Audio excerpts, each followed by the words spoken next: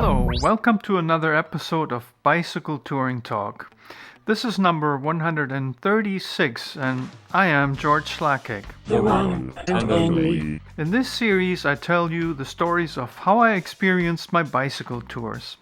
Recent episode cover a tour Barbara and I did in Colombia in early 2019.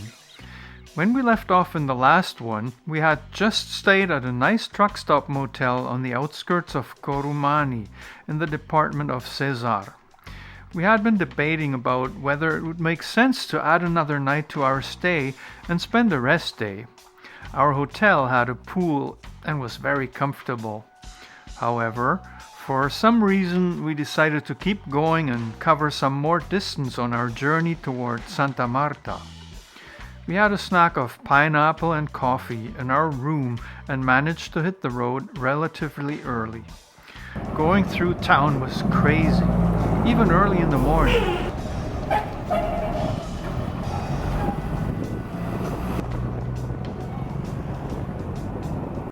Was this rush hour?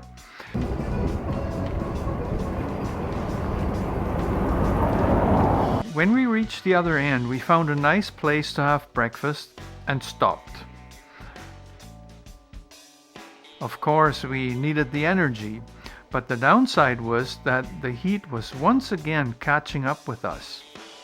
The road continued as a two-lane highway for a while, leaving us only a very narrow shoulder to ride on.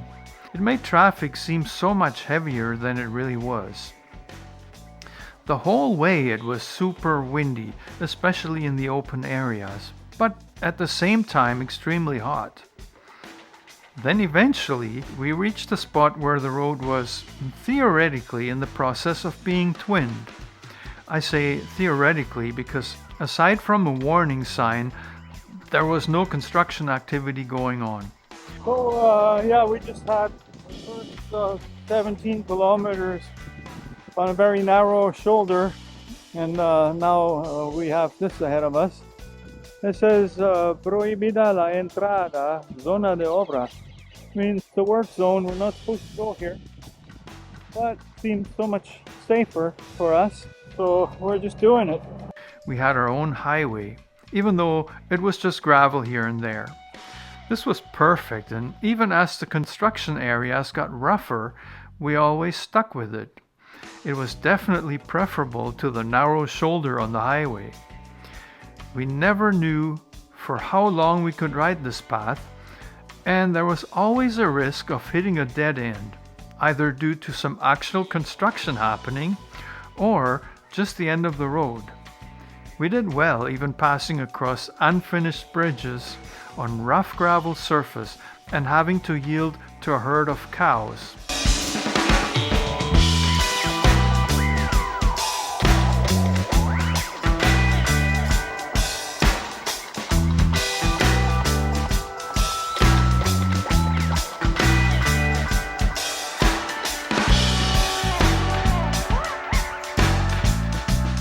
But eventually we hit what appeared to be the end, facing a patch of untamed jungle with no way to cross over to the main roadway.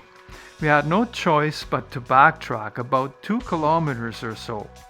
It just continues on, and eventually when it doesn't anymore, it connects back to the main road. But in this case it didn't, so we're backtracking right now. It shouldn't be too much further, but we have to go back on the narrow shoulder on the main highway, which we're not too thrilled about. But that didn't mean we were done with riding in the construction zones, as it resumed again after a short distance. It finally ended at a steep overpass. There were some train tracks passing underneath. We saw a train approaching, pulling cars loaded with coal. As it turned out, we were passing one of Colombia's largest coal mining operations. Then we reached La Loma, literally a coal mining town. We saw some signs for a hotel named Royal Hill. We found the place a few blocks away and liked what we saw. It was all fenced in and had a nice pool right in the center of the entire complex. The rooms were spread across several cozy-looking smaller buildings. There was air conditioning, and it all looked fairly new and well-maintained. The other thing we liked was that it was away from the highway with its constant traffic in a quiet street. We paid for 2 nights. This was ideal for our rest day. We'd roll out of bed in the morning and into the pool. How much better could this get? They also had a restaurant right on site. I spent the rest of the day enjoying the place. Even had a fish dinner right there next to the pool. It was pretty much heaven for what was left of the afternoon. We settled in quite comfortably and ended the day by watching a movie on Barbara's iPad in the room. The next day was our planned rest day, but we couldn't help exploring La Loma. The area around our hotel was relatively quiet, with just a few businesses and private homes. There were a lot of unfinished buildings, many of which had election signs painted on them. Since those murals are pretty much permanent, we couldn't tell if the election was upcoming or had already passed. What was clear was that this part of town was very much dependent on the nearby coal mining operation.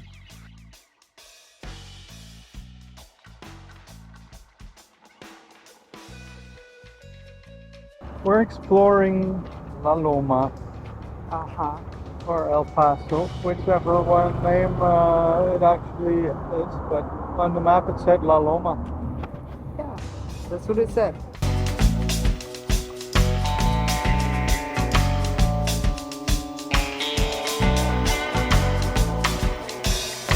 For lunch, we took a tuk-tuk into the business center of town, checked out the streets and stores,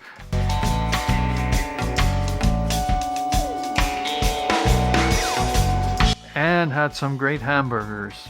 Overall, it was a lazy day. At the hotel, the pool was busy on and off, but we used it to cool off. Our journey continued on January 29th, a Tuesday.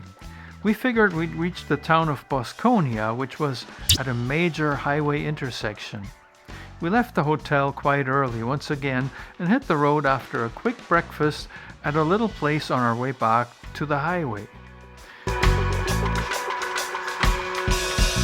Much of the way was on 2-lane highway with only a very narrow shoulder to ride on. It surprised us a bit because we passed a toll booth and figured that they couldn't possibly charge tolls for such a narrow highway. But that's how it was, at least for the motorized vehicles. Once again, it was pretty scary at times as truck traffic seemed heavier than it had been for days.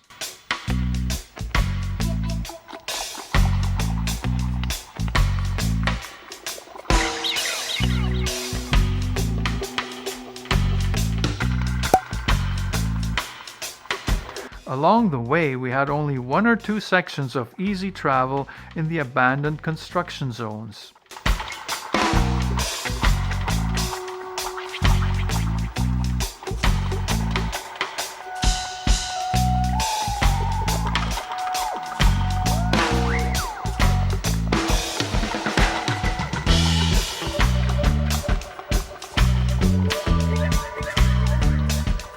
Just before reaching Bosconia, we stopped at a restaurant for lunch.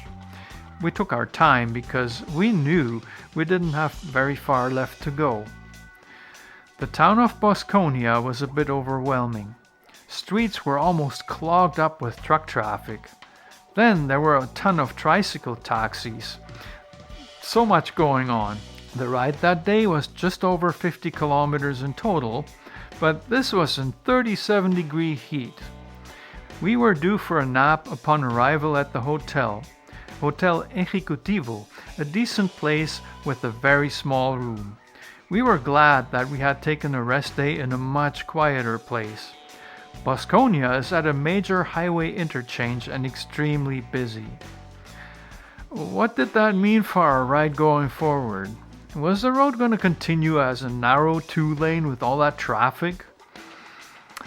More about that next week when I'll come back with episode 137.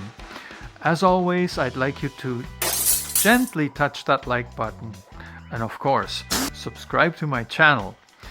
Watch some of my older videos too. They're fun and maybe even informative. I'll see you soon.